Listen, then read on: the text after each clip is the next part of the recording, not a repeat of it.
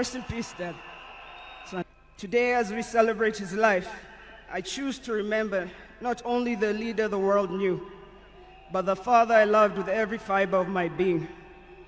The biggest part of me died on the 15th of October, 2025. But the spirit of the lion roars on forever. Fellow mourners, I was with him in India when he took his last breath. He died in my arms.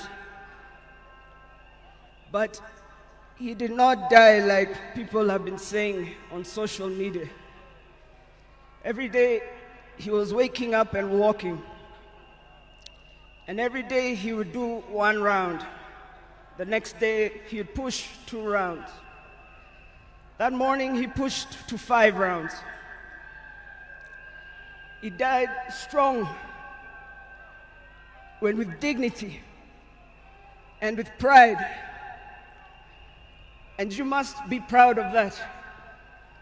You all must also walk with your heads held high and walk strong and proud that he left as a gentleman.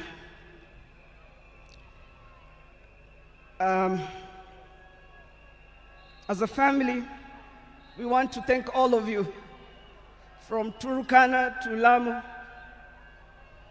from Isiolo, Mandera, to the shores of Lake Victoria. Asanteni sana. The king is dead, but long live the crown. Joey!